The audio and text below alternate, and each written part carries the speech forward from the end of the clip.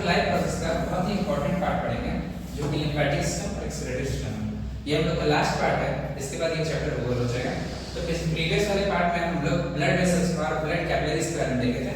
Also हम लोग पढ़े थे ब्लड सेल्स के बारे में, जिसमें हम लोग के पास था आरबीसी, डब्ल्यूबीसी और प्लेटलेट्स।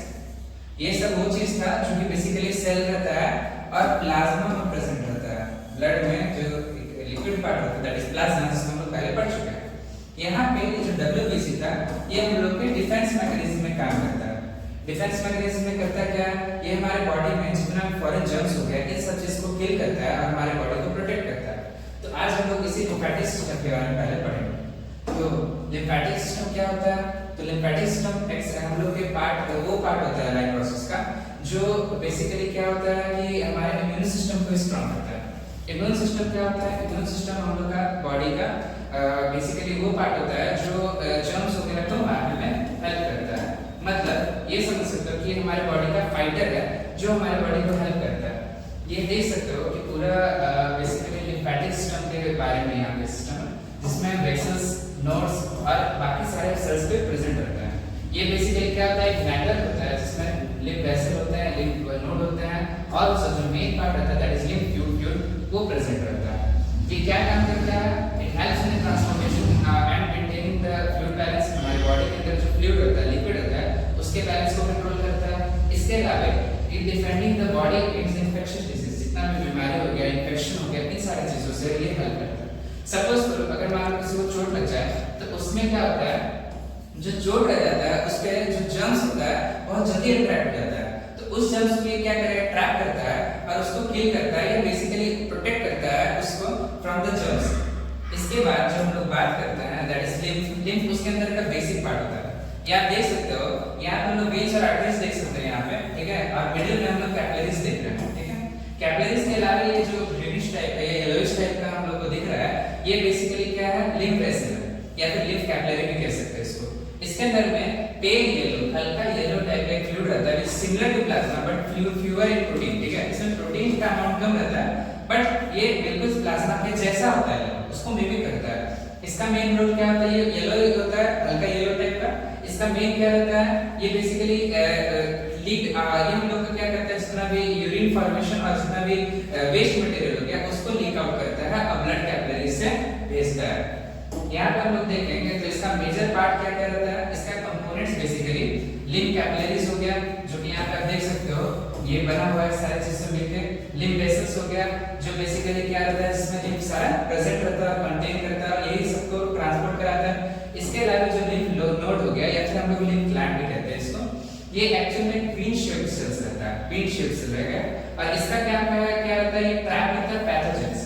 आप लोगों को पता है पैथोजन क्या होता है? पैथोजन का मतलब होता है डिजीज कॉजिंग माइक्रोब्स, ठीक है। जो डिजीज कॉजिंग माइक्रोब्स होता है उसको पैथोजन कहते हैं। ये लिम्फोसाइट कंटेन करता है और ये क्या करता है, जो माइक्रोब्स होता है, इन्फेक्शियस माइक्रोऑर्गेनिज्म रहता है, उन सबको डिस्ट्रॉय करता है। फिर हम लोग आगे देखते हैं जो इसमें मेजर इन्वॉल्वमेंट रहता है कुछ सेल्स का। इसमें सबसे बड़ा मेजर इन्वॉल्वमेंट होता है वो स्प्लीन का होता है, ठीक है। स्प्लीन का काम क्या होता है, ये फिल्टर आउट करता है ब्लड को और स्टोर करता है व्हाइट ब्लड सेल्स। हमारे बॉडी में व्हाइट ब्लड सेल्स को स्टोर करता है। थाइमस ग्लैंड बहुत इंपॉर्टेंट ग्लैंड है। इसके अलावा हम लोग एंडोक्राइन ग्लैंड में भी इसका है जो बहुत बेसिकली इसका मेजर रोल देखेंगे। ऐसे ही क्या करता है, मैच्योर टी सेल्स को जो प्रोवाइड कराता है जो कि हम लोग का क्या बोलते हैं, जर्म्स वगैरह को मारने में मदद करते हैं, टी लिम्फोसाइट्स कहते हैं, ठीक है। टॉन्सिल आप देख सकते हो, आप बहुत बार आप सुने होंगे हमारे क्या बोलते हैं माउथ में प्रेजेंट होता है बेसिकली। तो ये करेगा क्या, माउथ और नोज में से, माउथ और नोज से जो एंट्रेंस होता है उन सारे से जर्म्स वगैरह हो गया उनको क्या करते हैं, ट्रैप करता है, किल करता है। ये हम लोग के पास मेजर इन्वॉल्वमेंट हो गया। ऐसा हम लोग देखते हैं जो लिम्फेटिक सिस्टम में जो इसका फंक्शन होता है, इसमें क्या क्या फंक्शन है। तो फंक्शन में सबसे पहला फंक्शन जो आता है ये ड्रेनेज फ्लूइड टिश्यू के काम करता है। ड्रेनेज का मतलब क्या हो गया, ये कलेक्ट करता है एक्स्ट्रा वेस्ट को और ब्लड स्ट्रीम से और उसके बाद उनको उसको एलिमिनेट करने में हेल्प करता है। इसके अलावा ये ट्रांसपोर्ट करता है फैट्स को, ये रीअब्सॉर्ब करता है फैट्स को स्मॉल इंटेस्टाइन से और उसके बाद फिर क्या करता है, दोबारा इसको एब्जॉर्प्शन में काम में लाता है। ये इम्यून सिस्टम को, इम्यून फंक्शन को काम आता है। मतलब हमारे बॉडी में जितना भी लिम्फोसाइट हो गया, फिल्ट्रेशन हो गया, पैथोजन का किलिंग हो गया, टॉक्सिक मटेरियल, इन सब को हटाने में भी काम आता है। फिर अगर हम लोग देखें तो एक्सक्रीटरी सिस्टम क्या है, यहाँ तक में जो हम लोग पढ़े वो लिम्फेटिक सिस्टम था जो कि कंप्लीट हो चुका है। अब जो हम लोग को देखना है वो एक्सक्रीटरी सिस्टम है। एक्सक्रीटरी सिस्टम लिम्फेटिक सिस्टम से थोड़ा डिफरेंट रहता है। क्यों? इसमें क्या होता है, जो मटेरियल हो गया, मेटाबॉलिक वेस्ट हो गया, जो हम लोग खाना खा रहे थे, जो एनर्जी में कन्वर्ट होने के बाद जो वेस्ट मटेरियल्स बच जाता है, वो मेटाबॉलिक वेस्ट को रिमूव करने में यह हेल्प करता है। इसमें मेन जो एक्सक्रीटरी ऑर्गन होता है वो किडनी होता है। किडनी का मेजर रोल होता है क्योंकि यही पूरा मेहनत करके सारे वेस्ट मटेरियल को हटाता है। इसके अलावा अदर जो मटेरियल्स हो गया, जैसे लंग्स हो गया, स्किन हो गया, लिवर हो गया, ये भी एक्सक्रीटरी ऑर्गन होता है जो हमारे बॉडी को सेम चीज में मदद करता है। ऐसे हम लोग मेजर प्रोडक्ट देखते हैं, क्या क्या यहाँ पे बनता है उसके बारे में। जैसे लंग्स के बारे में देखोगे तो लंग्स सेलुलर रेस्पिरेशन में काम आता है, और इस सेलुलर रेस्पिरेशन से ये carbon dioxide as a waste material generate करता है। हम लोग को पता है जब सेलुलर रेस्पिरेशन होता है तो ऑक्सीजन को लिया जाता है, कार्बन डाइऑक्साइड को छोड़ा जाता है। वो carbon dioxide as a waste material हम लोग के बॉडी में रिमूवल होता है। फिर हम लोग देखेंगे यहाँ पे किडनी के बारे में। किडनी लिवर से ब्रेक डाउन करके प्रोटीन को और यूरिया जो जनरेट करता है। यूरिया भी वेस्ट मटेरियल है जो हमारे बॉडी से एलिमिनेट किया जाता है थ्रू द किडनी। अब किडनी और स्किन जो हो गया, ये वेरियस प्रोसेस के थ्रू बहुत सारे सॉल्ट और एक्सेस वाटर को रिलीज करता है, और ये भी एक्चुअली में हम लोग के बॉडी में एक वेस्ट मटेरियल है जो कि निकलता है थ्रू दिस वन। फिर हम लोग देखें लिवर जो होता है बाइल के थ्रू। लिवर बाइल के थ्रू क्या करता है, जो ब्रेकडाउन होता है हीमोग्लोबिन, इस ब्रेकडाउन हीमोग्लोबिन के समय थोड़ा सा बाइल पिगमेंट ऐसा वेस्ट मटेरियल जनरेट होता है, उसको रिमूव करने में मदद करता है। ये इसका मेन वर्किंग हो गया एक चीज होगा। फिर हम लोग देखते हैं यहाँ पे स्ट्रक्चर ऑफ नेफ्रॉन। नेफ्रॉन क्या होता है, तो अगर मान लो हम लोग यहाँ पे देखें तो किडनी के बारे में देखें, एक्चुअली ये पार्ट नहीं होता, किडनी में हम लोग देखते हैं तो किडनी में सबसे पहला चीज, kidney is a bean shaped organ, एक राजमा के शेप का होता है। इसमें क्या होता है, इस लोकेटेड इधर साइड द बैकबोन, हम लोग के बैकबोन के दोनों तरफ में रहता है, जिसमें सबसे मेन इसका पार्ट रहता है, that is functional part of the kidney is nephron. अब यहाँ पे इसका ओवरऑल पार्ट रहता है, सबसे पहला आता है यूट्रस। यूट्रस एक्चुअली में एक ट्यूब लाइक सिस्टम रहता है जो क्या करता है, यूरिन को कलेक्ट करता है और यूरिनरी ब्लैडर में लेके आता है। यहाँ से यूरिनरी ब्लैडर में लेके जाने का इसका वर्क हो गया। अब ब्लैडर क्या करता है, ब्लैडर बेसिकली स्टोर करता है यूरिन को, टेम्परेरी फॉर्म में स्टोर करने में मदद करता है। यूरेथ्रा क्या हो गया, passage through which the urine is excreted. ये यूरेथ्रा बेसिकली वो पैसेज है जिसके थ्रू ये बाहर निकलता है। फिर हम लोग देखते हैं यहाँ पे नेक्स्ट वाले हो गया। तो यहाँ पे क्या होता है कि किडनी का रोल बेसिकली होता है अनफिल्टर्ड ब्लड पहले एंटर करता है, यहाँ से थ्रू जाने के बाद यहाँ पे मेन जो हम लोग के पार्ट होता है नेफ्रॉन पे जाके गुजरता है।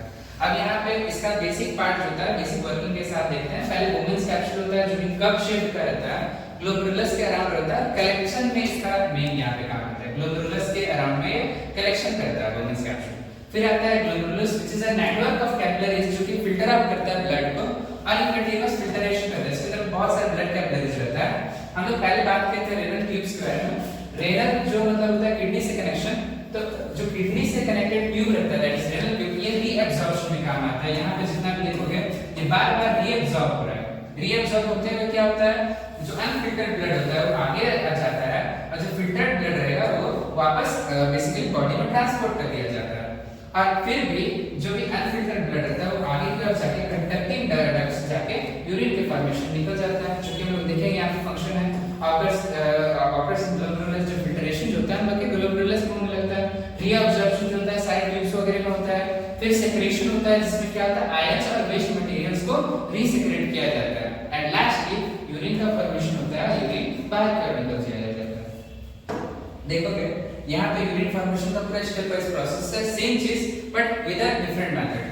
तो ग्लोमेरुलस फिल्ट्रेशन होता है जिसमें क्या होता है ब्लड फिल्टर आउट होता है ग्लोमेरुलस में, ये एंटर करता है वुमेन्स कैप्सूल में जो क्या करता है अगेन फिल्ट्रेशन में काम आता है। फिर यहाँ पे देखो टेबुलर में क्या होता है, बेसिकली रीअब्जॉर्प्शन होता है, रीअब्जॉर्प्शन होता है जाके सब्सटेंस बेसिकली ग्लूकोज हो गया, वाटर, अमीनो एसिड्स, ये सब रीअब्जॉर्ब किया जाता है बॉडी में मतलब प्रॉपर फंक्शनिंग के लिए। फिर टेबलेट सेल एक्सक्रीशन क्या होता है, एडिशनल वेस्ट मटेरियल निकलता है, फिल्टर किया जाता है। इतने फिल्टरेशन के बाद जो वेस्ट मटेरियल हो गया वो क्या रहेगा, यूरिया वाटर और सॉल्ट रह गया।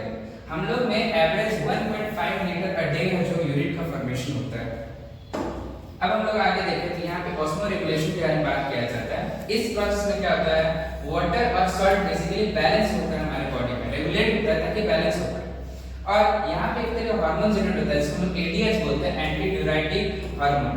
ये करता क्या है, पिट्यूटरी ग्लैंड से निकलता है जो हमारे बॉडी को ये इंडिकेट करता है कि वाटर को किडनी के थ्रू, किडनी में।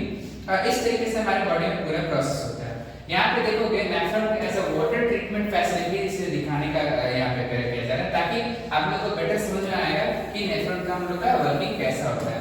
तो देखोगे यहाँ पे क्या हो रहा है, ब्लड एंटर किया जा रहा है ग्लोमेरुलस में, यहाँ पे बार-बार क्या हो रहा है, वेस्ट मटेरियल को हटा दिया जा रहा है, फिर मिनरल्स को ऐड कर दिया जा रहा है, अगेन सॉल्ट को पुश किया जा रहा है, ऑस्मो रेगुलेशन के साथ ऑस्मोसिस के थ्रू यहाँ पे सॉल्ट बाहर की ओर जा रहा है, फिर यहाँ पे एंटर भी कर रहा है, और यहाँ पे क्या हो रहा है, दोबारा वेस्ट मटेरियल को हटा के दोबारा सॉल्ट वगैरह इनपुट किया जा रहा है।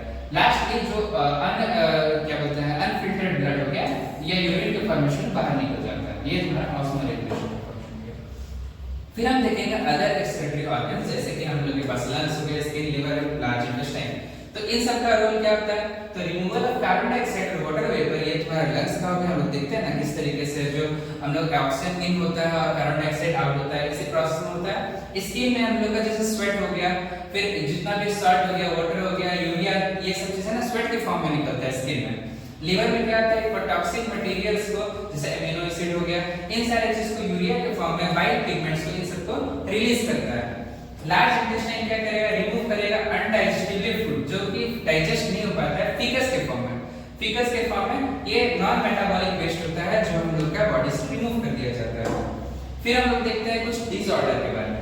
ये डिसऑर्डर बहुत ज्यादा मेन रहता है, कुछ कॉमन, कुछ एक्स्ट्राऑर्डिनरी टाइप के रहते हैं। जैसे सबसे पहला आता है हमारे पास किडनी स्टोन।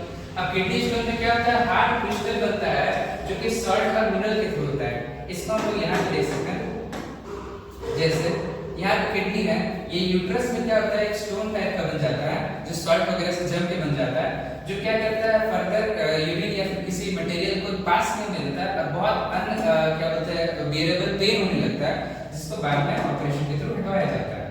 फिर क्या होता है, यहाँ पे देखें तो यूरेमिया एक अलग डिजीज है।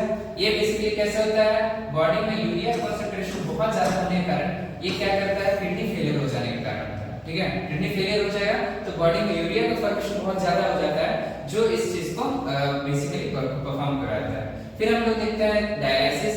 अब डायलिसिस एक ऐसा प्रोसेस होता है जिसमें वेस्ट मटेरियल को हटाया जाता है जब किडनी फेल हो जाता है, ठीक है, इसको हम लोग डिटेल में अभी पढ़ेंगे। फिर आता है नेफ्रिटाइटिस। तो नेफ्रिटिस जो होता है ये बेसिकली इन्फ्लेमेशन होता है नेफ्रॉन का।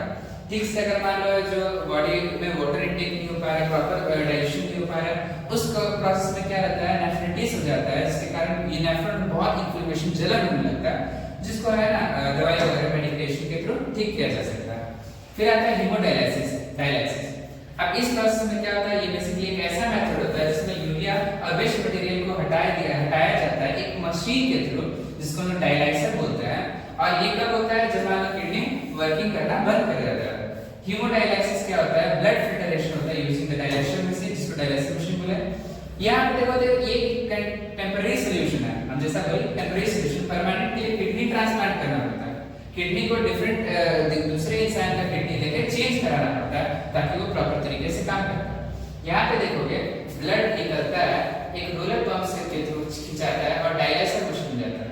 यहाँ पे फिल्टरेशन हो रहा है और इस फिल्टरेशन के बाद जो फिल्टर नहीं होने वाला सब्सटेंस यहाँ से रिमूव आउट हो जाता है, और जो फिल्टर के साथ कुछ सॉल्ट वगैरह डायलिसिस फ्लूइड डाला जाता है ताकि बॉडी में प्रॉपर वे में वो काम कर पाए, और उसके बाद वापस क्लीन ब्लड हमारे बॉडी में इंजेक्ट किया जाता है, ठीक है।